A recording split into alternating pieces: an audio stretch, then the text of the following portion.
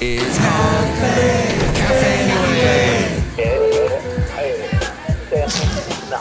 Mike's Daily Podcast. 3,347. Yes, FF episode 3,347. Somewhere in podCastro Valley. Mike's Daily Podcast. The last place on earth in the land of Meritoptica and podCastro Valley. We're broadcasting from Café Anyway.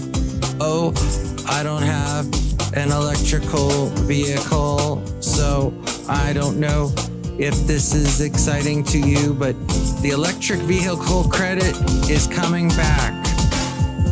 Ooh, a new program will provide an instant Mike's Daily Podcast. $500 rebate for Californians buying their first EV, Mike's provided Daily that it costs less Podcast. than $50,000. Yeah. Is that even possible? There's also a $1,750 rebate, so just $250 shy of $2,000 for used vehicles that cost less than $25,000. The rebate, what? Yeah, so you can get a little less than $2,000 rebate if you got an electric vehicle that costs less than $25,000. I see. Well, the rebate is open to any Californian buying their first zero-emission vehicle. The $50,000 price cap will be waived if the automaker is headquartered in California. So that means Lucid and Rivian? I don't know. Aren't they in, there's elsewhere, I think. Well, maybe I don't even have a charger at my house. I don't know many people that do have chargers at their house. Although I know the town of Fremont, there are a bunch of charging stations and Teslas everywhere. I don't know that much about the Lucid electric vehicle. I have just seen maybe a Rivian here and there, but we see so many Teslas in the Bay Area and in podCastro Valley. Did you know that? And here's today's podcast picture. It's time for the podcast picture, and it's of the beautiful ferry building in San Francisco. I didn't make a trip to San Francisco for probably a year, and then recently, just a few days back, I went there to San Francisco and saw the ferry building, a couple new things, lots of ice cream places in the ferry building now. And this burrito shop that's got like Filipino burritos that are pretty good. And there's so many people there. And I know there's a lot more Hollywood filming going on in San Francisco. So I'm always intrigued to see if there's going to be a celebrity. And that is where I was sitting. And it turned out the late great Basil the Boxer never went to the ferry building, sadly. But we did go over to Cressy Field once and walked around Fort Mason. So he had a little bit of a San Francisco experience. But see that picture of the ferry building at mikesdailypodcast.com. It was there. That's sitting behind me were some folks that worked for the radio station. That's the public radio station, the NPR station in Sacramento called Cap Radio. And I like to cap on NPR radio. I make fun of the fact that everybody that's on the air there sounds super young. And I know I'm one to talk. I'm in my 50s and I still sound like I'm in my 20s eating chowder. So the point is, the pictures at mikesdailypodcast.com. And past podcast pictures are there too. And you can see video of this if you would like to. I got my beautiful plants here at Café Anyway. We believe in having the oxygen coming from the plants as we exhale the carbon dioxide. Yeah. Took me a second to think of the word.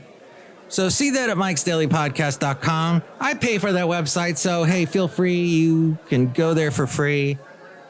It's fun. You know, did you know the vast majority of Americans are still not paying for artificial intelligence? It's free. But despite all the excitement around artificial intelligence, paid adoption remains surprisingly small. I think part of what is happening, I think Democrats are lighting their hair on fire to get you to cover this story, to try and keep repeating the same story. Is this a story that you want to cover? The same story about the people that are using AI for free, the free AI freeloaders? Less than 3% of U.S. households pay for an AI subscription. And get this, only 0.2. That's, of course, less than 1%. I want to be the computer from Star Trek. Oh, now remember when AI sounded like that? AI was so cool when it was just Alexa. Now it's all trying to talk to you and be like your best friend, your best bud. And it's fooled a lot of people. I hope it hasn't fooled you, because it ain't your friend. The people, the job, AI is taking a lot of jobs. It is not your friend. The people that designed this AI are the most unfriendliest people on the planet, said John Oliver in a recent rant. But yes, you have to have real friends, real human friends, not this AI stuff. So just a little over 0% are spending $100 or more per month on AI tools. Switched on. You're a bit of a They're switched on to the AI tools and paying $100 or more per month. Wow. $100 per month? Okay, my electric bill used to be around there, and then within the past 15 years, it's jumped to well over 200. Here's the thing. Is today my lovely lady friend and I were in Podcastro Valley. We were walking along, and there was a guy. Yeah, that's a good one. He didn't sound like he was from Fargo, but it was a guy, very talkative, cracking jokes. Hey, look at you! What a nice couple. Looking at saying, because I had a shirt kind of showing off my arms. Oh, look at those guns! Oh, hey, I'm sorry to interrupt you on a great day. Let me tell you my name. My name is... You've got to be kidding me. It's not... You got to be kidding me. It is Isaac, but don't call me Ike, because then it'll sound like Ike Turner. And he went on and on and on and reeled in. He reeled in my lovely lady friend and got her, hustled her to make a donation to a charity that was actually a legitimate charity. I looked it up. As we go outside of Café Anyway, where we bring you Mike's Daily Podcast. Somewhere in Podcastro Valley, the last place on Earth. Last place on Earth in the land of Meritopia, Café Anyway. It's a charity that helps out nations that have been hit by disasters, helps the women and children, pulls them out of poverty, that kind of thing. So she is going to be donating $30 a month.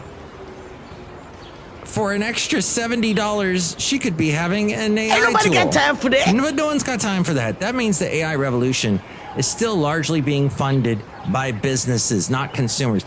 Businesses are the ones paying the $100 a month. And what really gets me is the AI voices, which there are so many channels now on YouTube. The slopification of YouTube. I'm really busy right now. People are busy. The AI is busy slopificating YouTube with these AI voices, AI images. I think over time, if you've watched enough of these and listened to enough of these AI podcasts and so on, you realize that you are listening to a fake voice, seeing a fake image. I would suggest just turning it off. I've unsubscribed. We have a basic responsibility to protect people's data. And if we can't do that, then we don't deserve to have the opportunity to... He's one of the worst ones. Because he's also into the data, protecting data, and in these data centers. Just sucking up all our electricity, expelling all this heat. This is a bad road to go. Oh, he's the worst. But yeah... I am thinking, I don't know what I'm thinking. I'm thinking I'm hanging out outside a cafe anyway, and it's a beautiful evening, and there's no data centers nearby, so that's good. Kind of happy about that. And this guy just walked by with the saxophone, started playing it. Yeah. So yeah, the AI companies, people that have the AI, which that... AI takes so much electricity, so much power, expels so much heat.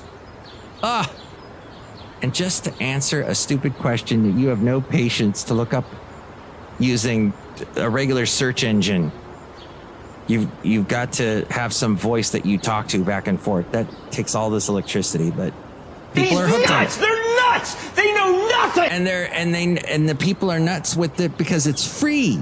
It's free, and the companies are paying for it, $100 a month or more to get the tools for their companies because they got to have the latest thing, and then they can say that to their shareholders, people that buy stock in them, say, "Hey, we have a special we are invested in AI." Because all the big businesses are, and all the time you watch the news, they're talking about artificial intelligence and everything. But YouTube... What in the world was that about? What it is about is that YouTube has got just so much AI-generated content now. Do your best to uncover the real people, the real human-voiced people. The human sang songs with real instruments that they're playing. Once upon a time with synthesizers, people criticize synthesizers, but still there was a keyboard that someone had to play. If it was a drum machine, there was a drum programming, the Fairlight or whatever, that they had to program and required some work. I remember it was huge that Mr. Howard Jones had to stay up all night trying to figure out that little drum loop that you hear at the very beginning of the song, No One Is to Blame.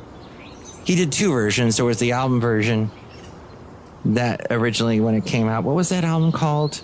Dream into Action. And then I think he did another one called Reaction, or where he did remixes of the songs. And that's the one that Phil Collins came along and played on a remake of No One Is to Blame. No one ever is to blame. You are fake news. Fake news. I'm trying not to be fake news. And that's the thing with AI, is it can hallucinate and therefore bring you fake news.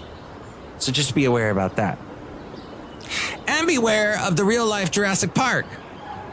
Colossal Biosciences, the de-extinction company, seeks to recreate the dire wolf and the woolly mammoth. Aw, the woolly mammoth. What president ever talks like that? What? That's not who we are.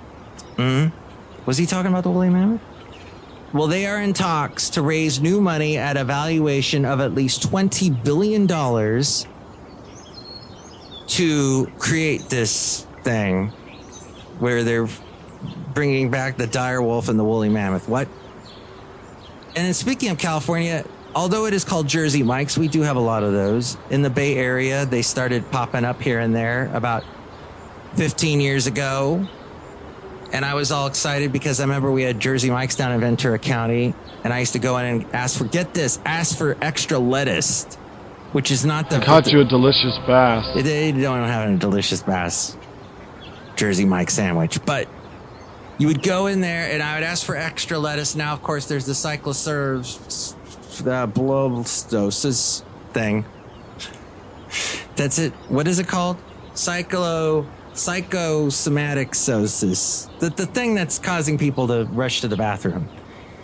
And I probably wouldn't get that much lettuce. But Jersey Mike's, and this is Mike's Daily Podcast, if you didn't know, you're listening to with Mike Matthews, is a juggernaut. And now it's ready to take on the stock market. Someone's going to get fired.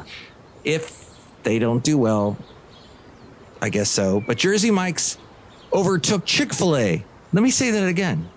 Jersey Mike's has overtaken Chick-fil-A to become the highest rated fast food chain in America for customer satisfaction. Then there's Chipotle, Wingstop, Shake Shack. They IPO'd. They, when they come out with an initial public offering, when they go on the stock market for the first time. Hundreds of restaurants. All right, we made it through. Da-da-da-da. Well, they made it through with their IPOs. But Jersey Mike's already has roughly 3,300 locations and more than $4 billion in annual sales. And Chipotle, Wingstop, and Shake Shack did not. They just had hundreds of restaurants, but Jersey Mike's has over 3,300 locations as they IPO. Are they getting their food from the grocery store? A new Washington Post survey has found that over half of Americans now describe groceries as unaffordable. Yes, we're talking 66% of Americans, and that is a sharp increase from back in February when it was below 50%. It was at 45%. The average household, saying it's like 2.5 people, spends roughly $1,000 per month on groceries. For a family of 4, that can easily exceed annually $15,000. Food is one of the largest recurring household expenses after housing and transportation. And since 2020, grocery prices have increased by roughly 30% overall. Just in the past 6 years, groceries have gone up 30%. Blueberries that once sold for $4, now $6. Brown beef, eggs, and who is this right now stopping by Café Anyway outside? Oh, wow. We got a celebrity. This is Casey Kasem. Hey. You're listening to Mike's Daily Podcast, broadcasting live from Café Anyway. That's where in we the are. heart of PodCastro Valley. Starring your host, Mike Matthews. That's who I am. You know, Mike got his start in radio waking up at the butt crack of dawn on Sunday mornings, playing back my show at a little radio station in Santa Barbara. Very, very small. Here's a long-distance dedication to you, Mike. Thank you. The way from the grave to you, Mike. From me, Casey Kasem. It was a Thanks, joy. Mike. I may have kept a couple of your records that had, well, because, you know, his show came on records in the 80s. In the 90s, they put them on CDs, but I have a couple of those 80s countdown shows. And then he stopped doing the countdown around 1988 and started his own countdown called Casey's Countdown. And then Shadow Stevens took over for him. But then Casey came back to American Top 40, I think in the 90s. Yeah, somewhere in the early 90s. So let's see. Ground beef, eggs, coffee, butter, and fresh produce continue to cost substantially more than they did just a few years ago. And households are increasingly trading national brands for those private label products. And they're also switching to the shopping warehouse clubs and discount grocers. The warehouse clubs, of course, would be your Sam's Club and your Costco. Sam's Club, interestingly enough, it is cheaper to get the hot dog deal and the chicken, the rotisserie chicken, than it is at Costco by a couple of seconds. Oh, who's this? The whole podcast industrial complex is now, everyone's crazy about video. And you know what they're doing? They're doing a horrible disservice to podcasting. That's right. Podcasting should be audio. I mean, it's something you should be able to do while gardening. You can't watch a video while gardening. No, because you're busy with your trowel. You don't have time to watch it. But if you'd like to watch this, there is a link at mikesdailypodcast.com. It'll be up for like a day by the time you hear this. So if you would like to, there it is. So yes, there is that. And then however you get more, interestingly enough, at Sam's Club, you get more drink if you get the hot dog meal. But at Costco, you end up getting more hot dog than you do versus the Sam's Club owned by Walmart deal. And apparently the food court at Sam's Club has a lot more variety than the Costco one. But Costco treats their employees better than Sam's Club treats theirs. So there's and it's just by a mere few cents, the differences in prices between the rotisserie chicken and the hot dog deal thing. People are using more digital coupons and they're using more loyalty programs now. They have found loyalty programs and they are using them and doing the apps that get discounts, buying fewer impulse purchases. People are, although somehow people, despite all of this, are still spending a bunch of money late at night.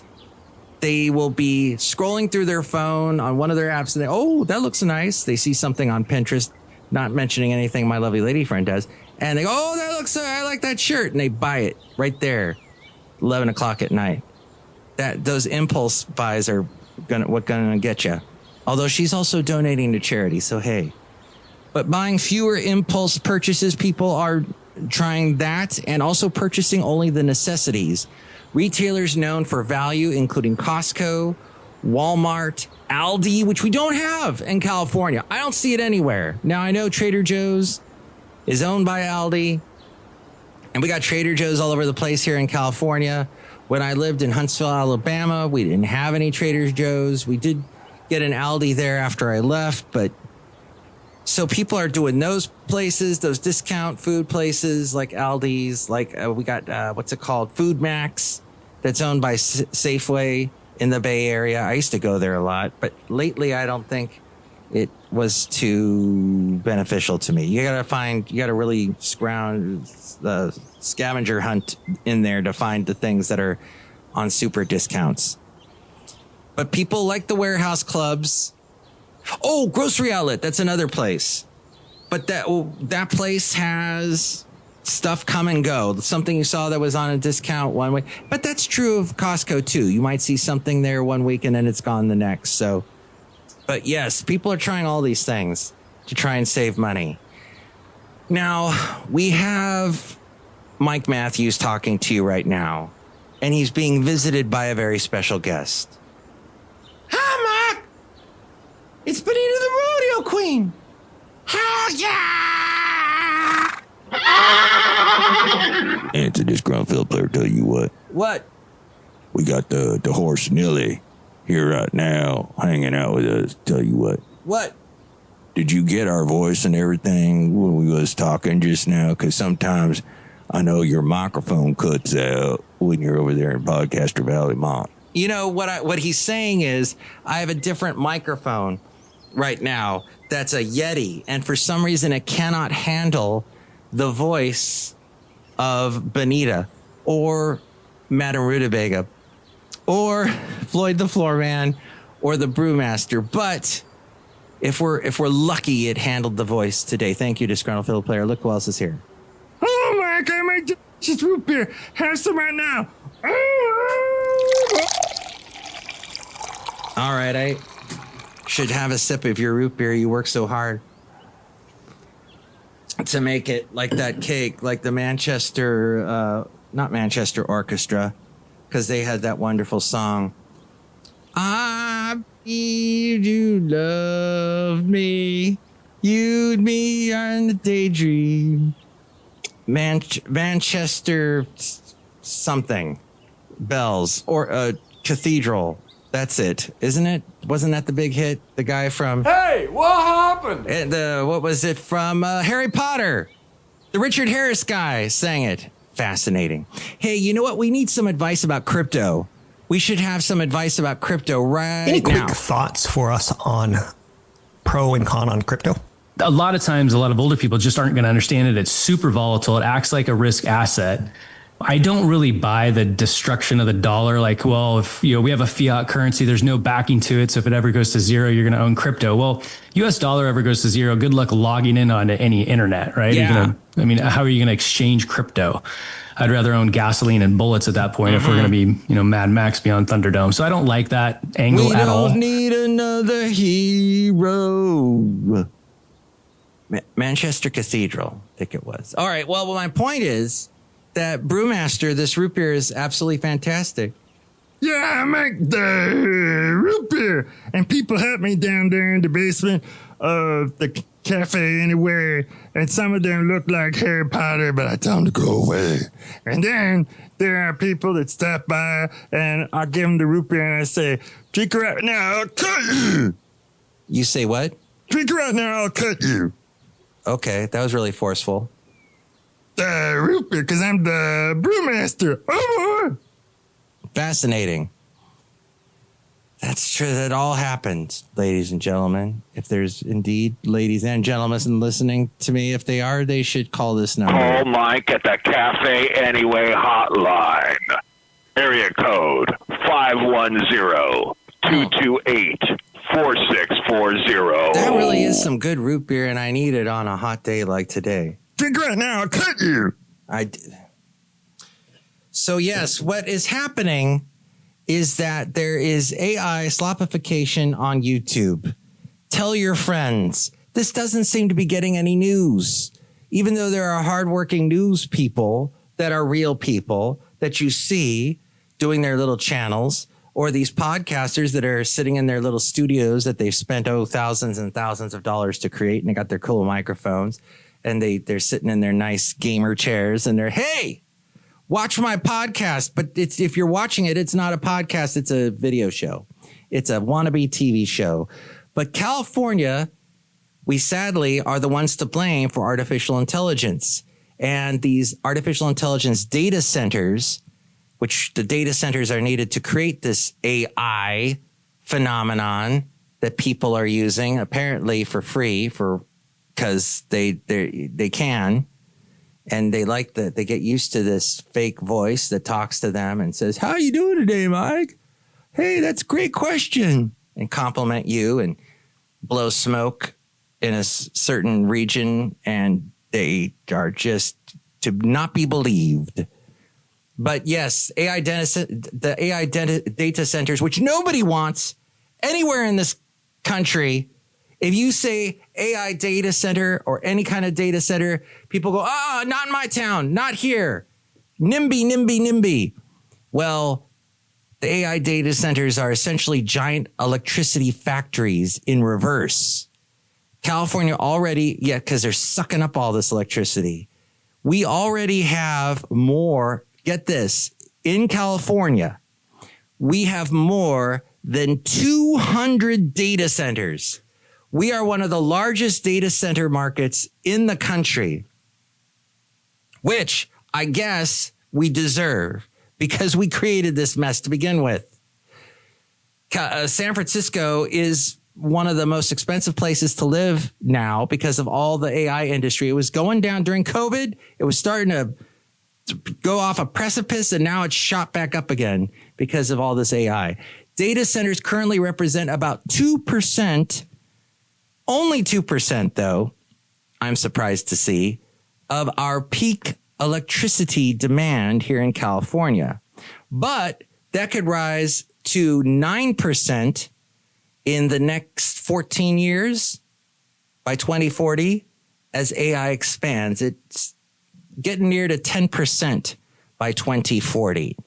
For the average California family, the impact could look like, and this, by the way, is in a state where we have ridiculous power companies like PG&E here in the Bay Area. It's just ridiculous. And they have they've raised our prices over and over again.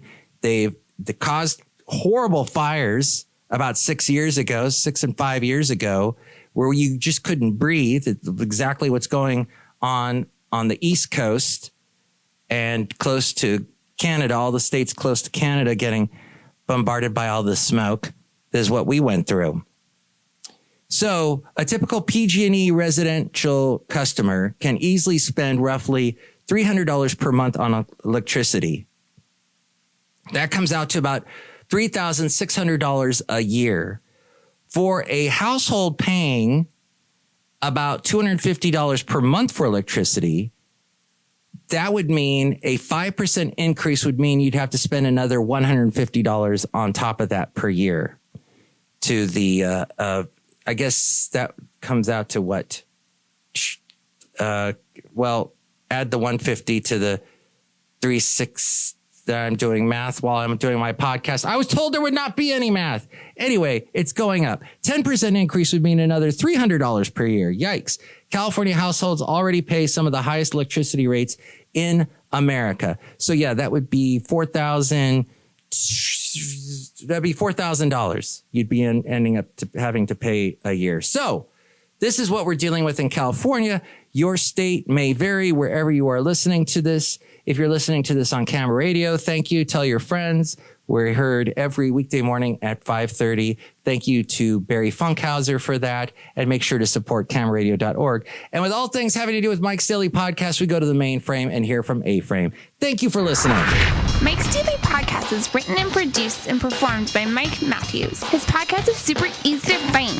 Download or listen to his show and read his blog at mikesdailypodcast.com. Email Mike now at mikesdailypodcast@gmail.com. See you tomorrow. Bye.